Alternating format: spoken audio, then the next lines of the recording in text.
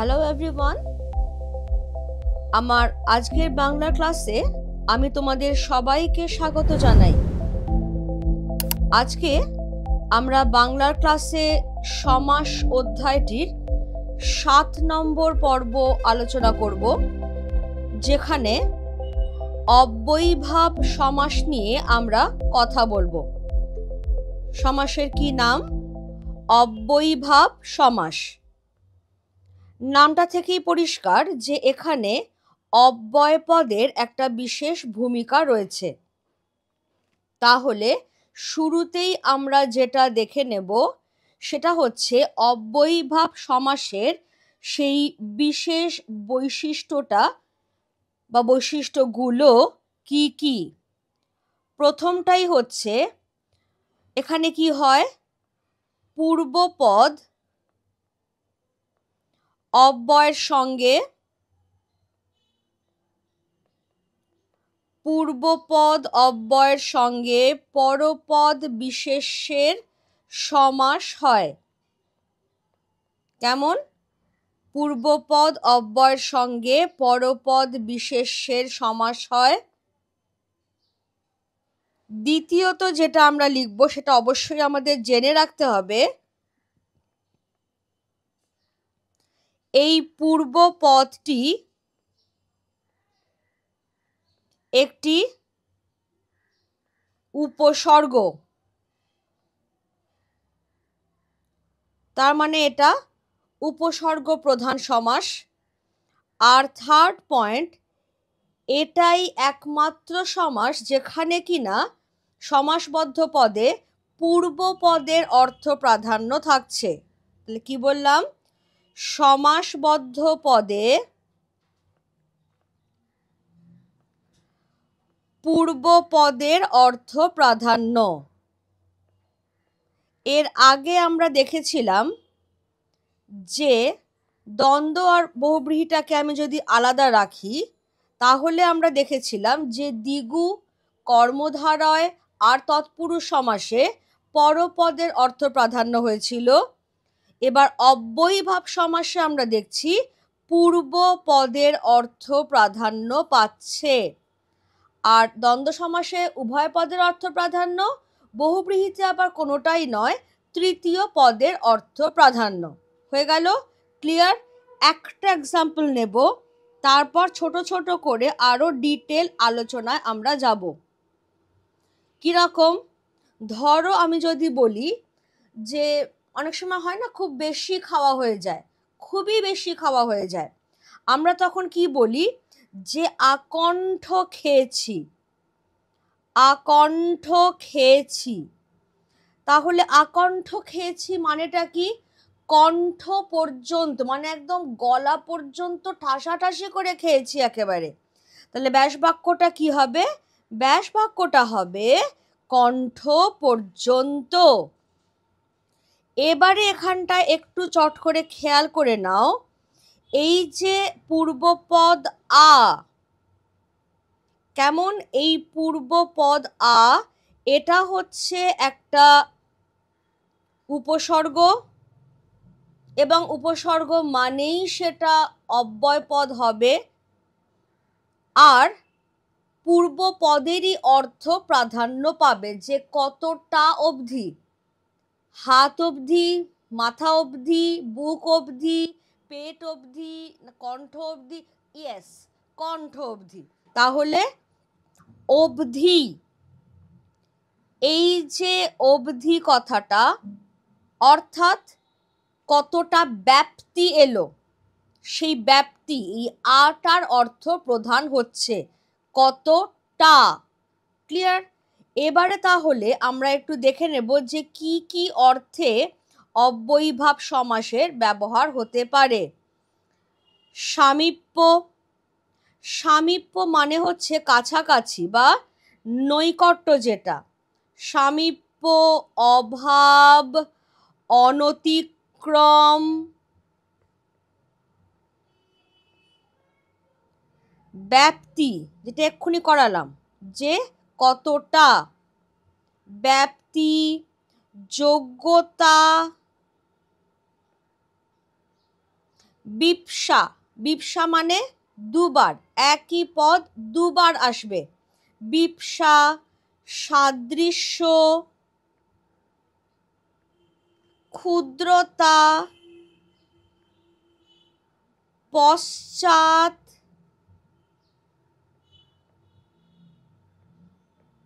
বিরুদ্ধ, কতগুলো হলো দেখো।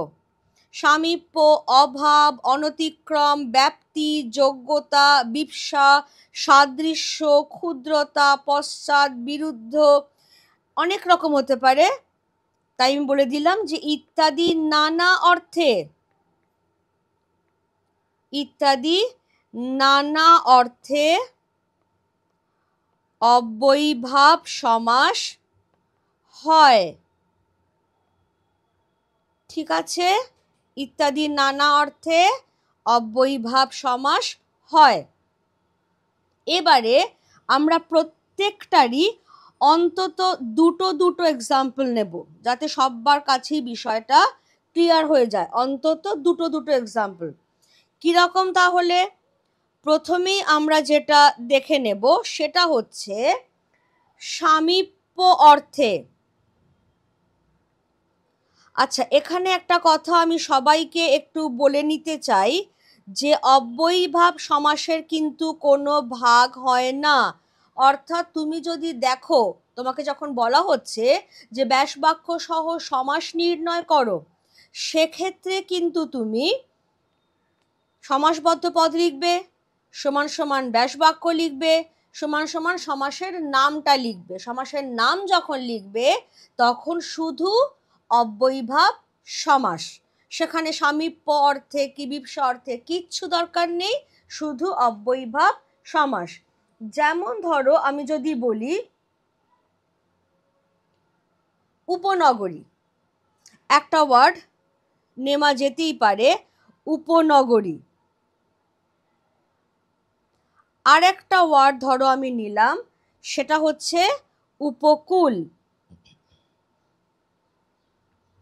মানে বুঝে ব্যাসবাক্য করতে হবে, এটা আমি বরাবর আমার ক্লাসে বলে আসছি।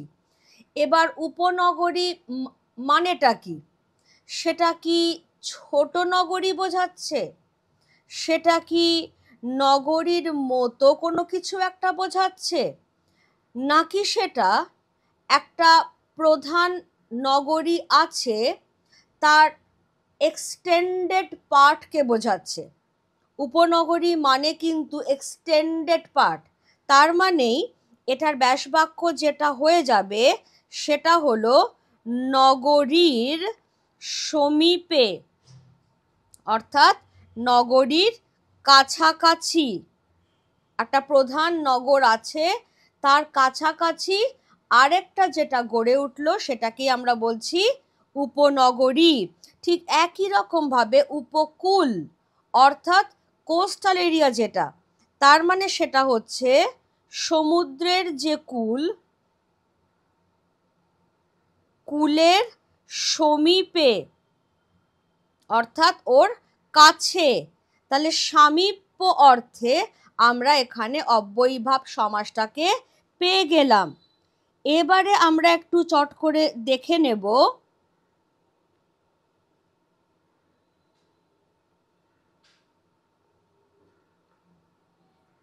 আমরা চট করে এবার যেটা দেখে নেব সেটা হচ্ছে অভাব অর্থে। অভাব অর্থে কিরকম হতে পারে দেখো,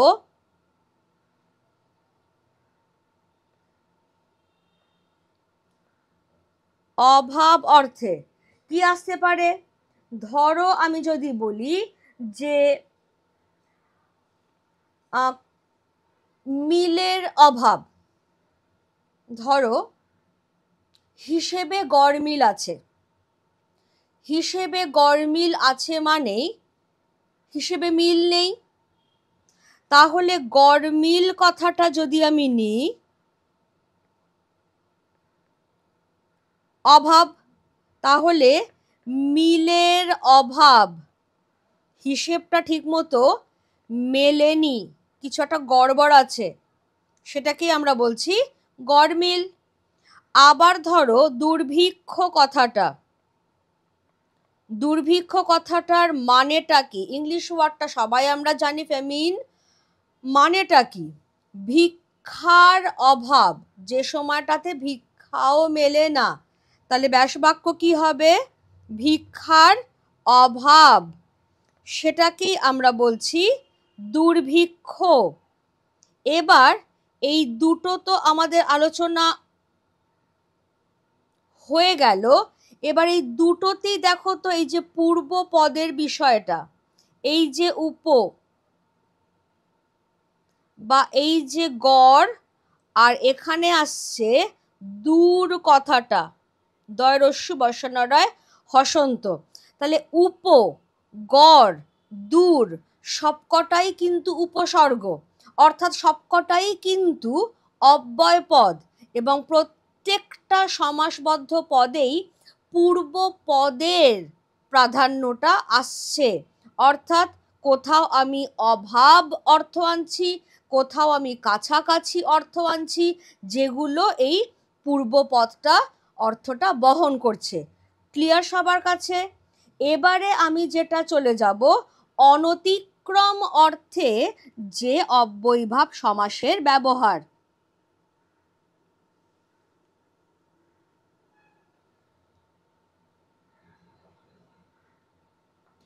অনতিক্রম অর্থে, অনতিক্রম অর্থে অব্যয়ীভাব সমাস কি হয়? যেমন ধরো আমরা অনেক সময় বলি আমি আমার যথাসাধ্য চেষ্টা করব। তার মানে কতটা চেষ্টা করব? যতটা আমার সাধ্যে কুলোবে। তার মানে সাধ্যকে অতিক্রম করে যেতে পারবো না। অনতিক্রম কথাটার মানেই হচ্ছে অতিক্রম না করে যাওয়া। তাহলে যথাসাধ্য, ব্যাসবাক্য কি হবে? সাধ্যকে, সাধ্য মানে ক্ষমতা, সাধ্যকে অতিক্রম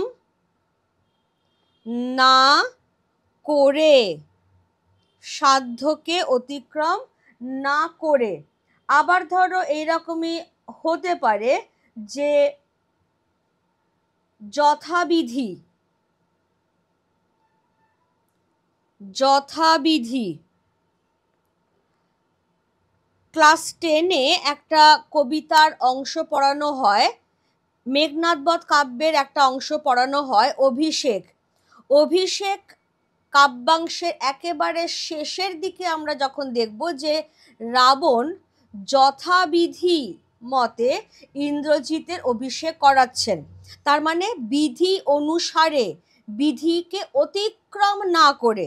তাহলে সেটা কি ব্যাসবাক্য নাও, যে বিধিকে অতিক্রম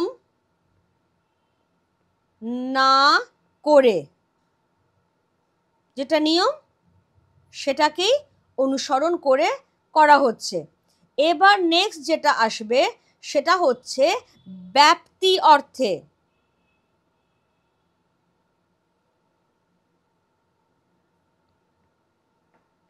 ব্যাপ্তি আমি আগেই বলে দিয়েছি, প্রসারতা। ব্যাপ্তি অর্থে, ব্যাপ্তি অর্থে কিরকম হতে পারে? ধরো তোমার কথা আমি আজীবন মনে রাখবো, বা তোমাদের আমি আজীবন মনে রাখবো। তাহলে কতদিন মনে রাখবো? আজীবন, জীবন পর্যন্ত, যতদিন জীবন আছে। তাহলে এখানেই সেই ব্যাপ্তি কথাটা এলো, আজীবন হয়ে যাচ্ছে জীবন পর্যন্ত। আমরণ কথাটাও তাই, মরণ পর্যন্ত। একদম প্রথম যে এক্সাম্পলটা নিয়েছিলাম আকণ্ঠ, সেটাও তাই, কণ্ঠ পর্যন্ত, অর্থাৎ কতটা জুড়ে আছে, কতটা জুড়ে মনে রাখা হবে, বা কতটা জুড়ে খাওয়া হয়েছে, সেই সমস্ত। ধরো আগেকার দিনে বিশেষ করে রামায়ণের যে অনুবাদগুলো করতেন না কবিরা, তারা রামচন্দ্রের বর্ণনায় বলতেন আজানুলম্বিত হাত। যদিও সেটা কতটা সম্ভব এটা একটু, যাই হোক, আজানুলম্বিত, জানু মানে হচ্ছে হাঁটু, আজানু মানে তাহলে হচ্ছে হাঁটু পর্যন্ত। তাহলে আমি যদি বলি আজানু, তার মানে হবে জানু পর্যন্ত। তাহলে আজানু লম্বিত হাত মানে জানু পর্যন্ত লম্বা যে হাত। এখানেও তাহলে খেয়াল করো, পূর্বপদ যথা দুটো জায়গাতেই এসেছে, এখানেও পূর্বপদ আ দুটো জায়গাতেই এসেছে। এরা প্রত্যেকটা উপসর্গ, প্রত্যেকে অব্যয় এবং এদের অর্থই প্রধান। কোথাও এরা অতিক্রম না করে এই অর্থ বোঝাচ্ছে, কোথাও এরা কতটা ব্যাপ্তি, কত দূর পর্যন্ত সেই অর্থ বোঝাচ্ছে। ক্লিয়ার সবার কাছে?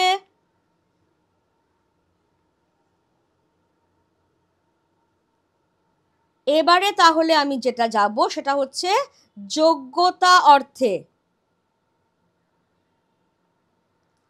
যোগ্যতা অর্থে, যোগ্যতা অর্থে অব্যয়ীভাব সমাস কিরকম আসতে পারে?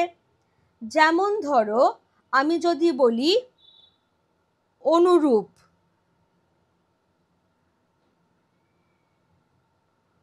একটা নিলাম অনুরূপ, আরেকটা নিলাম অনুকূল।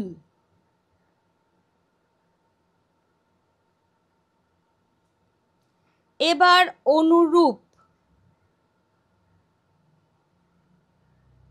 সিমিলার, তাই তো? অনুরূপ মানে হচ্ছে সিমিলার, যদি ইংলিশটা করি, মানে রূপের যোগ্য, অর্থাৎ যেরকমটা আছে সেই রকমই। তাহলে এখানে কি হয়ে যাবে?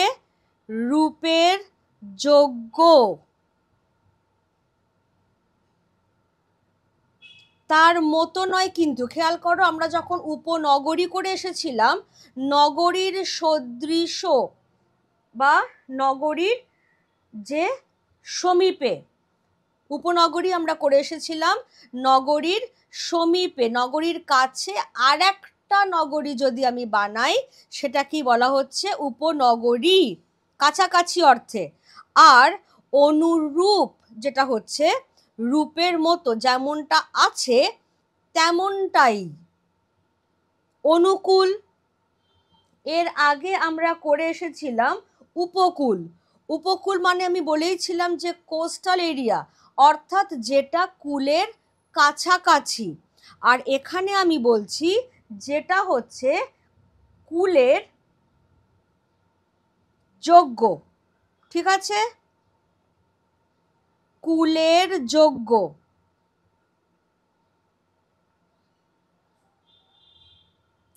অনুকূল অর্থাৎ কূল মানে কি? পার, তীর। একটা নৌকা হয়তো খুব ঝড়ে পড়েছে, সেই ঝড় কাটিয়ে কাটিয়ে সে কূলে এসে পৌঁছলো, মানে সে একটা নিরাপদ জায়গায় এসে পৌঁছলো। তার মানে এই যে যেটা আমার ফেভারে, যেটা আমাকে নিরাপত্তা দান করবে, সেই প্রসঙ্গেই আমরা বলে থাকি অনুকূল। আবহাওয়া এখন বেরোনোর পক্ষে অনুকূল, তার মানে আমি এখন বেরোতে পারি, কারণ আমি এখন বেরোনোটা আমি নিরাপদ বোধ করছি।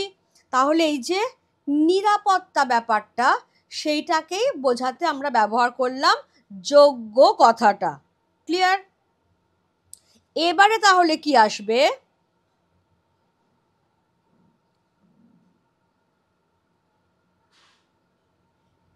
এবারে যেটা আসবে বিপসা অর্থে।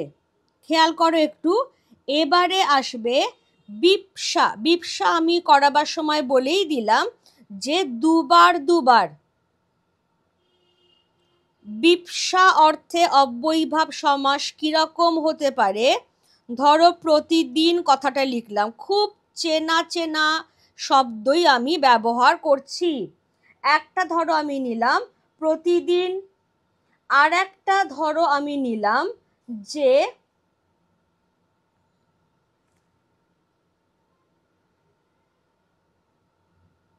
हर रोज উর্দু কথা একটা, কিন্তু এখন বাংলা ভাষাতেও ব্যবহৃত হয়। যদি আমি বলি দিনে দিনে গরম বেড়েই চলেছে, গরমকালে আমরা সবাই জানি প্রথম প্রথম গরমটা বেশ উপভোগ্য থাকে, হালকা হালকা থাকে, তারপর যত দিন যায় ততই গরমটা বাড়তেই থাকে। তাহলে আমরা কি বলি, প্রতিদিন গরমটা বেড়েই চলেছে। তার মানে কি, দিনে দিনে গরমটা বাড়ছে। তাহলে প্রতিদিনের ব্যাসবাক্য কি হবে, দিনে দিনে। বলো, বিপসাটা কোথায় আছে? একই শব্দ পরপর দুবার দেখো ব্যাসবাক্যে চলে এসেছে, দিনে দিনে। ঠিক আছে, সেটাকে আমরা যখন একটা কথায় করলাম সেটাই হয়ে যাচ্ছে প্রতিদিন। একই রকম ভাবে বাংলা উচ্চারণে আমরা বলি রোজ রোজ, এবার সেটাই যখন সমাসবদ্ধ পদ হয়ে যাবে আমরা উচ্চারণটা করব হর রোজ। এখানে জয়ের নিচে একটা ফুটকি বসালেই সেটা জ উচ্চারণ হবে, হর রোজ। একই মানে, প্রত্যেক দিন। এখানেও দেখো দুবার একই কথা এসেছে, রোজ রোজ। কেমন? এবারে তাহলে আমরা একই রকম ভাবে দেখে নেব, এই যে অনু কথাটা পূর্বপদ, এখানে প্রতি, এখানে হর, এগুলো সবই হচ্ছে পূর্বপদ, সবকটাই হচ্ছে উপসর্গ এবং অবভিয়াসলি অব্যয়, এবং এদেরই অর্থ প্রাধান্য পাচ্ছে। হয়ে গেল। এবারে আমি নেক্সট যাব সাদৃশ্য অর্থে।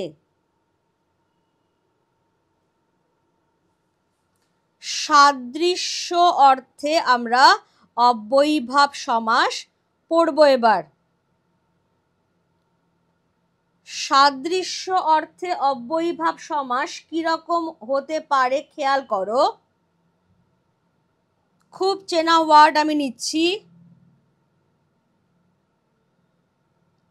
একটা নিলাম উপদ্বীপ, আরেকটা নিলাম প্রতিধ্বনি। উপদ্বীপ কিন্তু দ্বীপ নয়, দ্বীপ বা আইল্যান্ড বলতে আমরা যা বুঝি, উপদ্বীপ কিন্তু ঠিক সেই বিষয়টা নয়। সেটা তাহলে দ্বীপের মতো, দ্বীপের সদৃশ। আবার প্রতিধ্বনি, তুমি যখন কোনো পাহাড়ি এলাকায় যাবে, পাহাড়ের একটা উঁচু জায়গায় উঠলে দূরে দূরে দেখা যাচ্ছে অনেক পাহাড়, তুমি একটা আওয়াজ করলে দেখবে সেই আওয়াজটাই ইকো হচ্ছে, এটাকে বলা হচ্ছে প্রতিধ্বনি। তাহলে সেটা তো আর আসল ধ্বনি নয়। রবীন্দ্রনাথ সেই জন্যেই একটা জায়গায় বলে গেছেন, ধ্বনিটিরে প্রতিধ্বনি সদা ব্যঙ্গ করে, ধ্বনি কাছে ঋণী সেজে পাছে ধরা পড়ে। তাহলে প্রতিধ্বনি কখনোই ধ্বনি নয়, সে ধ্বনির কাছে ঋণী, কারণ সে ধ্বনির মতো, ধ্বনি থেকেই সে তৈরি হয়েছে। তাহলে উপদ্বীপ কি হবে, দ্বীপের সদৃশ, দ্বীপের মতো, ওটা কিন্তু দ্বীপ নয়, দ্বীপের মতো। তেমনি ধ্বনির সদৃশ, অর্থাৎ এটা কিন্তু ধ্বনি নয়, ধ্বনিটা আসল, ওটা হচ্ছে তার মতো একটা কিছু। ক্লিয়ার? তাহলে সবসময় দেখবে সমাসবদ্ধ পদটার মানেটা বোঝাটা খুব জরুরি। যেই তুমি মানেটা বুঝে যাবে, সঙ্গে সঙ্গেই দেখবে ব্যাসবাক্য তোমার মতো করেই তুমি করে নিতে পারছো। এবারে তাহলে সাদৃশ্যর পরে আমরা যাব ক্ষুদ্রতা অর্থে।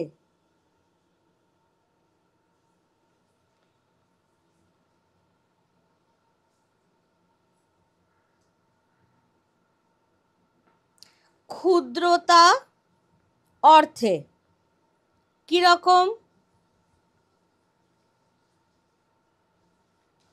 উপগ্রহ একটা নেব, আর একটা নেব প্রশাখা। আচ্ছা, খেয়াল করো, এর আগে আমরা উপনগরী করে এসেছি, এর আগে আমরা উপকূল করে এসেছি। দুটোই কিন্তু আমাদের ছিল সামীপ্য অর্থে, কাছাকাছি, নগরীর কাছেই গড়ে ওঠা আরেকটা নগর, তাকে বলা হচ্ছে উপনগরী। আবার কুলের কাছাকাছি যে জায়গাটা সেটাকে বলা হচ্ছে উপকূল। তার মানে কি উপগ্রহ এটাই যেটা গ্রহের কাছে কাছে? একেবারেই নয়। উপগ্রহ কাকে বলা হবে? ছোট গ্রহকেই বলা হবে উপগ্রহ। অর্থাৎ যেগুলো স্যাটেলাইট, যেগুলো গ্রহের চারদিকে ঘোরে। তাহলে ব্যাসবাক্যটা কি হবে? সেটা হচ্ছে ক্ষুদ্র গ্রহ। পরেরটা দেখো, আমরা কি বলি? গাছটার অনেক শাখা প্রশাখা। পুরনো কোনো বট গাছ হতে পারে, দেখবে অনেক শাখা প্রশাখা থাকে। অশ্বত্থ গাছ হতে পারে, জারুল গাছ হতে পারে, যার অনেকগুলো শাখা প্রশাখা। তাহলে শাখা মানে হচ্ছে প্রধান যে ব্রাঞ্চেস, আর সেই ব্রাঞ্চ থেকে যে আরো ছোট ছোট ব্রাঞ্চ বেরোলো সেইগুলোকে বলা হচ্ছে প্রশাখা। তাহলে প্রধানগুলোকে বলা হচ্ছে শাখা, আর ছোটগুলোকে বলা হচ্ছে প্রশাখা, রাইট? তার মানে প্রশাখার ব্যাসবাক্য কি হবে? সেটা হবে ক্ষুদ্র শাখা। ঠিক আছে, এই হচ্ছে তাহলে ক্ষুদ্রতা অর্থে অব্যয়ীভাব। চট করে তাহলে আমরা দেখে নেব, এই যে উপ কথাটা, প্রতি কথাটা, আবার এখানে উপ কথাটা, আবার এখানে প্র কথাটা, আমরা তিনটে জায়গায় উপ পেয়ে গেছি। কিন্তু একটা হচ্ছে উপনগরী, নগরীর কাছে, একটা হলো উপদ্বীপ, দ্বীপের মতো, আরটা হলো উপগ্রহ, যেটা ছোট। তাহলে তোমাদের হয়তো মনে হতে পারে যে একরকম ব্যাসবাক্য তো হচ্ছে না। একরকম ব্যাসবাক্য হবার দরকার কি? তুমি তো মানেটা বুঝছো, মানেটা যেই বুঝছো সঙ্গে সঙ্গে তুমি তো ব্যাসবাক্য তোমার মতো করেই তৈরি করে নিতে পারবে। কেমন? তাহলে যে অংশগুলো আমি সবুজ কালি দিয়ে আলাদা করে দিলাম সেগুলো সবকটাই পূর্বপদ, সবকটাই অব্যয়পদ, উপসর্গ, এবং তাদের অর্থই প্রধান হচ্ছে।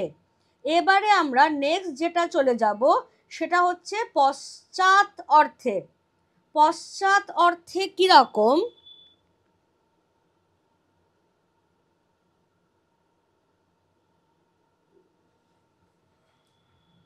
আমি এখানে কি লিখলাম? পশ্চাৎ অর্থে। পশ্চাৎ অর্থে কি হচ্ছে? ধরো আমি একটা শব্দ লিখলাম, সেটা হচ্ছে অনুধাবন।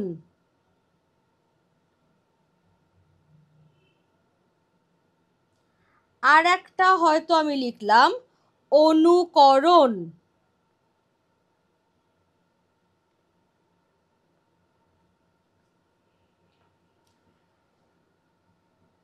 উদাহরণে প্রয়োগ দেখো, রাজামশাই যেদিকে গেলেন পারিষদবর্গ তার অনুধাবন করলেন। তাহলে একজন ধাবিত হলেন, গেলেন, তার পেছনে পেছনে বাকিরা গেলেন। তাহলে ব্যাসবাক্য কি হবে? ধাবনের পশ্চাৎ। ধাবন মানে হচ্ছে যাওয়া, যেটারই পদান্তর হচ্ছে ধাবিত। তাহলে ধাবনের পশ্চাৎ, যেদিকে গেলেন তার পেছনে পেছনে যাওয়া, যাওয়ার পেছনে পেছনে যাওয়া, পশ্চাৎ। অনুকরণ। অনুকরণ তুমি যদি ইংলিশে বোঝাও, ইমিটেশন অর্থাৎ নকল করা, করণ মানে হচ্ছে করা।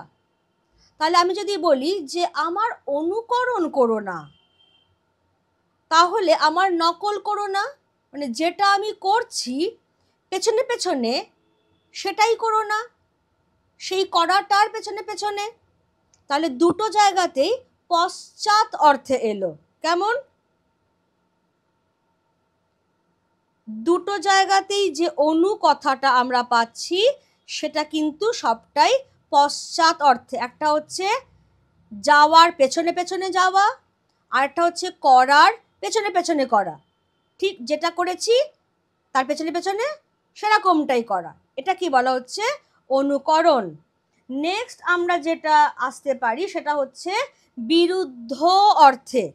খেয়াল করো, বিরুদ্ধ অর্থে।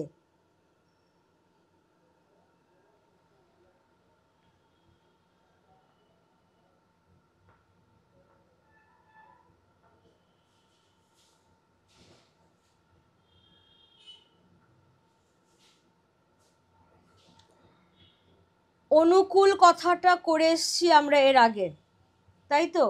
অনুকূল কথাটা করে এসেছি। অনুকূলের বিপরীত শব্দ কি? প্রতিকূল। বেশ, প্রতিকূল নেওয়া হলো। এবার আরেকটা কি নেওয়া হতে পারে? যেমন ধরো প্রতিদান।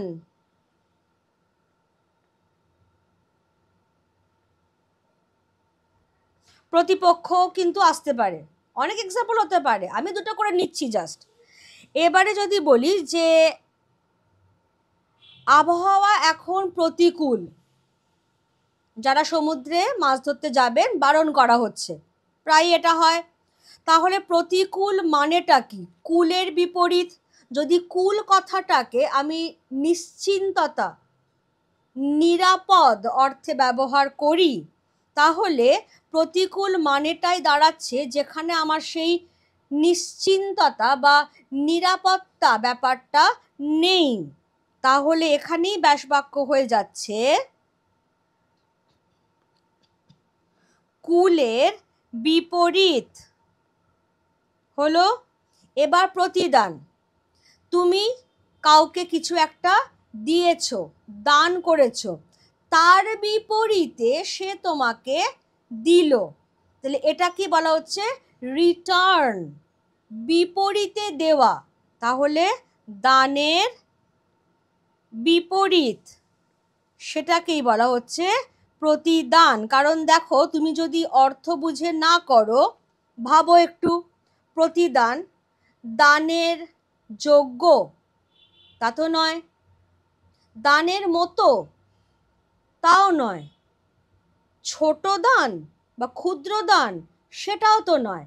তাই জন্য একটাই মানে পড়ে থাকছে দানের বিপরীত। আমাকে একটা জিনিস কেউ দান করেছেন, আমি তার বিপরীতে তাকে আরেকটা জিনিস দান করলাম, সেটাই হয়ে যাচ্ছে প্রতিদান। এই রকম বিভিন্ন অর্থে অব্যয়ীভাব সমাস হয়।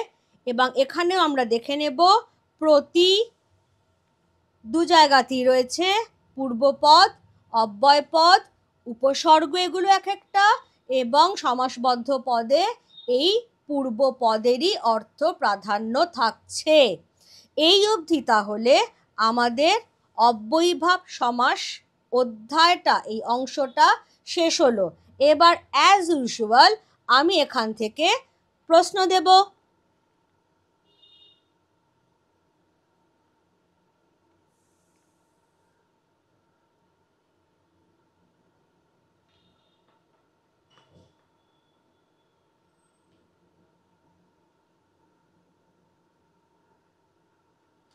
যদি আমি এবার এখানে দিই প্রশ্নাবলী,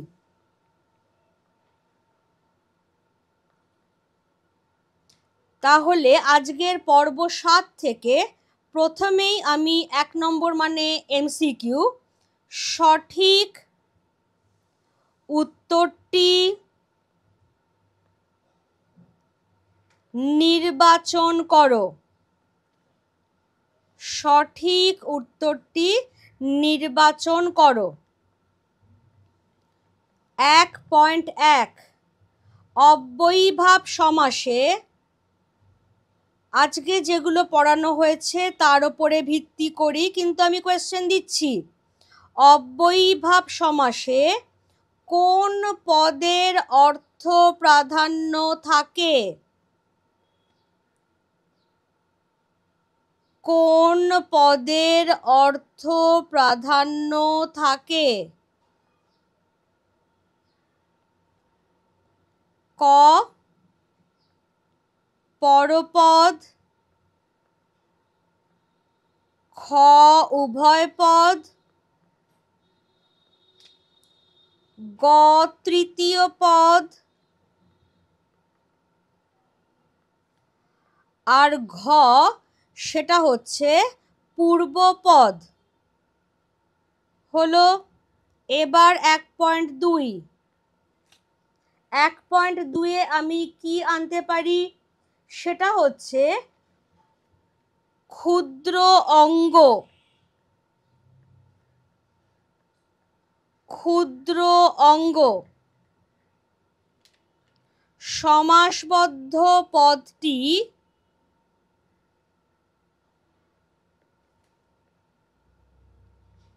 সমাসবদ্ধ পদটি কি হবে? ক প্রত্যঙ্গ, খ প্রতিঅঙ্গ, গ ক্ষুদ্রাঙ্গ, আর ঘ এগুলোর মধ্যে কোনোটিই নয়। বলে দিলাম সেটা, যার যেটা মনে হবে সে সেটা করবে। এবার 1.3, 1.3-এর MCQ কিরকম আসছে? গ্রামকে গ্রাম,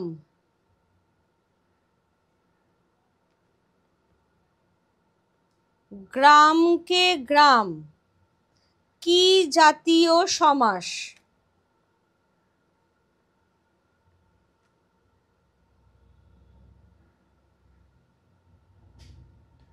কি জাতীয় সমাস? অপশন থাকছে তৎপুরুষ, নেক্সট থাকছে দ্বিগু,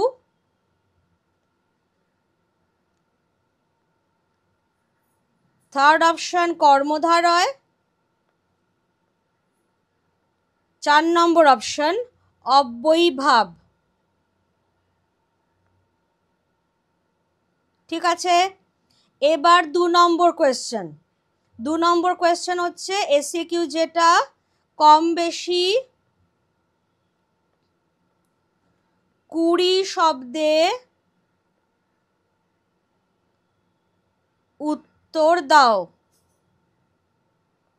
কম বেশি 20 শব্দে উত্তর দাও। 2-এর 1, 2-এর 1-এ আমরা কি পাচ্ছি দেখো।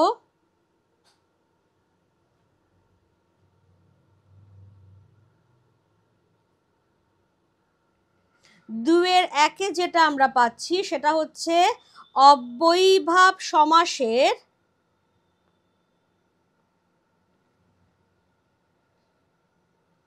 অব্যয়ীভাব সমাসের প্রধান বৈশিষ্ট্য কি? অব্যয়ীভাব সমাসের প্রধান বৈশিষ্ট্য কি?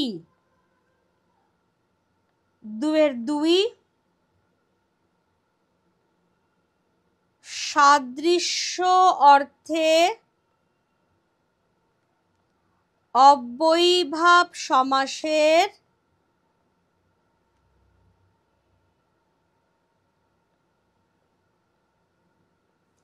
দৃষ্টান্ত দাও।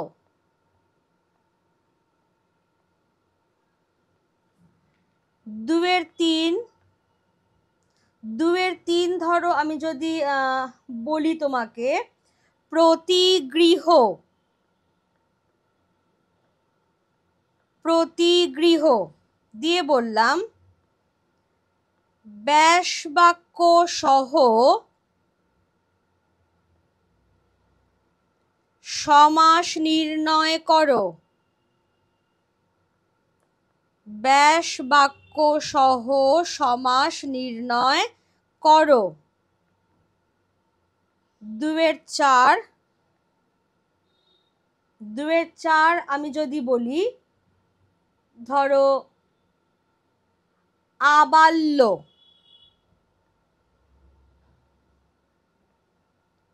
আবাল্য, এখানেও সেই একই জিনিস দিলাম।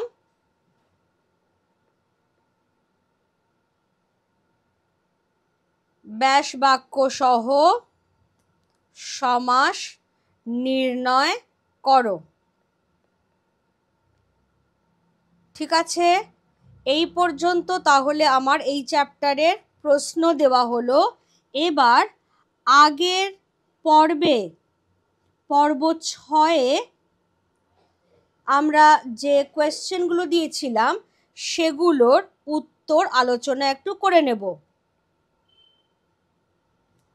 তাহলে এখানে আমি করে দিচ্ছি উত্তরাবলী। কোন পর্বের? পর্ব 6, যেখানে আমরা বহুব্রীহি সমাস নিয়ে আলোচনা করেছিলাম। 1.1 এমসিকিউতে কি ছিল? পাঁচতলা কি জাতীয় সমাস? দ্বিগু, কর্মধারয়, বহুব্রীহি, তৎপুরুষ। খেয়াল করো একটু, অব্যয়ীভাবও থাকতে পারে। পাঁচতলা, পাঁচতলার সমাহার নাকি একটা পাঁচতলা বাড়ি? পাঁচতলা বলতে তুমি নিশ্চয়ই পাঁচতলার সমাহার বোঝাচ্ছ না, তুমি বোঝাচ্ছ তাহলে এমন একটা বাড়ি যেটার 5টা তলা। তার মানে তৃতীয় অর্থের প্রাধান্য, অপশন গ, সেটা হয়ে যাচ্ছে বহুব্রীহি। ঠিক আছে, এবারে তাহলে 1.2, 1.2 কি আসছে? শশীভূষণ যার। সমাসবদ্ধ পদটি হলো, আমি দুটো শশীভূষণ দিয়েছিলাম দুরকম বানানে, দুটো শশীভূষণা দিয়েছিলাম দুরকম বানানে। এবার বানানের ক্ষেত্রেই আমার এখানে দেখে নিতে হবে অপশন ক, যেখানে তালিবস্যয় রস্যই হচ্ছে, কারণ সমাসবদ্ধ হবার পর দীর্ঘইটা রস্যই হয়ে যায়। এবার 1.3-এ কি আছে? লুচি ভাজা কড়াই কেনা হলো। রেখাঙ্কিত পদটি কোন সমাসের দৃষ্টান্ত? খেয়াল করো, লুচি ভাজা কড়াই বলেই দিলাম, তাহলে কি লুচিকে ভাজা, নাকি লুচি ভাজে যে, নাকি লুচি ভাজে যাতে এমন কড়াই? অবভিয়াসলি লুচি ভাজে যাতে সেই রকম কড়াই। তাহলে লুচিটাও ইম্পর্টেন্ট নয়, ভাজাটাও ইম্পর্টেন্ট নয়, যাতে লুচি ভাজা হচ্ছে সেই তৃতীয় অর্থটা এখানে ইম্পর্টেন্ট হচ্ছে। তাহলে আনসার কি হবে? আনসার হবে ঘ, বহুব্রীহি।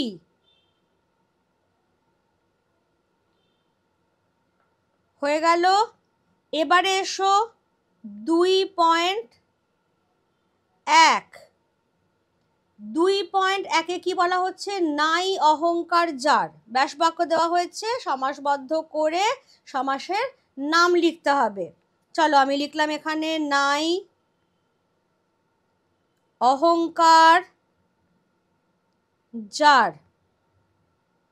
দুটো হতে পারে, নিরহংকারী, কারণ আমরা জানি হ্যাঁ ওই লোকটা খুব অহংকারী, তাহলে সেটাকেই যদি আমি অপোজিট বা বিপরীত করি তাহলে সেখানে কি করতে পারি?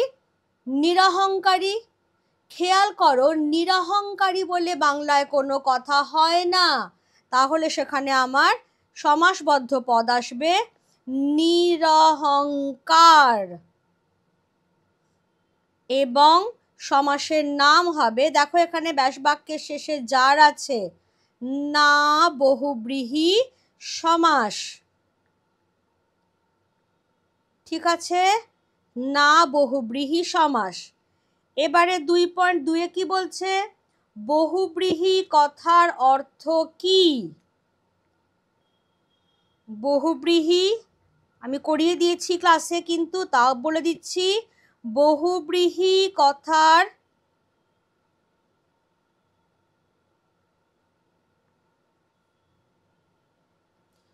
বহুব্রীহি কথার অর্থ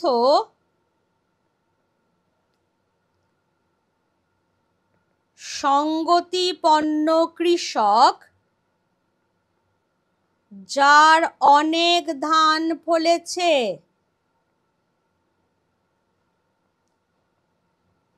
যার অনেক ধান ফলেছে। ব্যাস বাক্য চাইনি এখানে, কাজেই অর্থ চেয়েছে, আমি শুধু অর্থটাই ওই জন্য দিয়ে দিলাম। ঠিক আছে, এবারে তাহলে আমি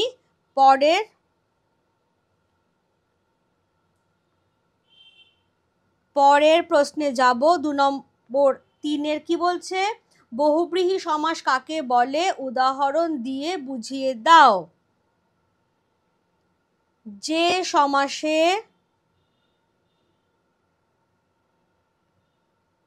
সমাসবদ্ধ পদে পূর্বপদ বা পরপদ কোনটির অর্থ প্রধান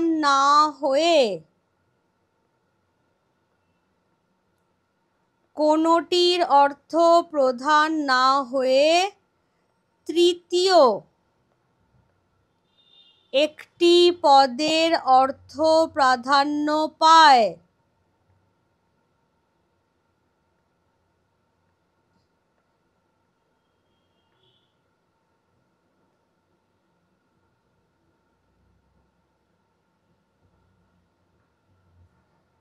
তৃতীয় একটি পদের অর্থ প্রাধান্য পায় তাকেই বলে বহুব্রীহি সমাস।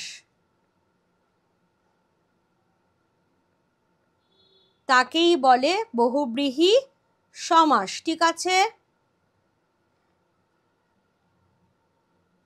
উদাহরণ নিচ্ছি। গৌরাঙ্গ, ব্যাসবাক্য করছি। গৌর অঙ্গ যার। এবার ব্যাখ্যায় আসছি, কারণ সবসময় বলেছি 3টে পার্ট থাকবে এই ধরনের কোয়েশ্চেনের।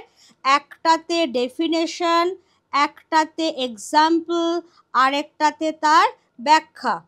এক্ষেত্রে পূর্বপদ গৌর এবং পরপদ অঙ্গ কোনটির অর্থই প্রাধান্য পায়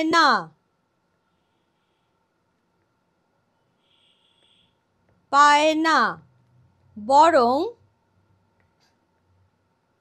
যার গৌর অঙ্গ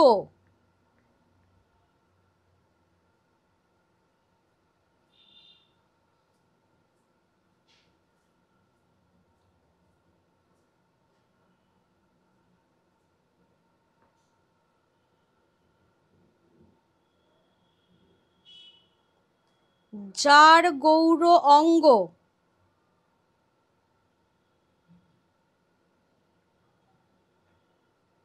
অর্থাৎ শ্রী চৈতন্যদেব তাকে বোঝায়। ক্লিয়ার? এইভাবে তুমি কিন্তু একটু ব্যাখ্যা করে দেবে, তা নয়তো ফুল মার্কস পাবে না। ঠিক আছে, এবারে তাহলে চলে এসো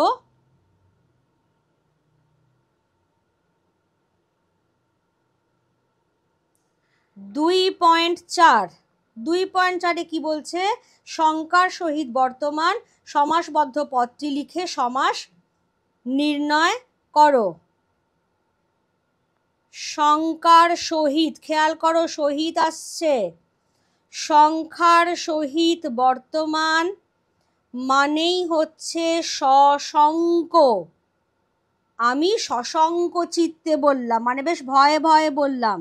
এবার আছে মানেই আমাকে উপবিভাগ লিখতে হচ্ছে সহার্থক বহুব্রীহি সমাস। ক্লিয়ার? এবার 2-এর 5-এ যাব। সেখানে কি বলছে? বহুরূপী ব্যাসবাক্য সহ সমাস নির্ণয় করো।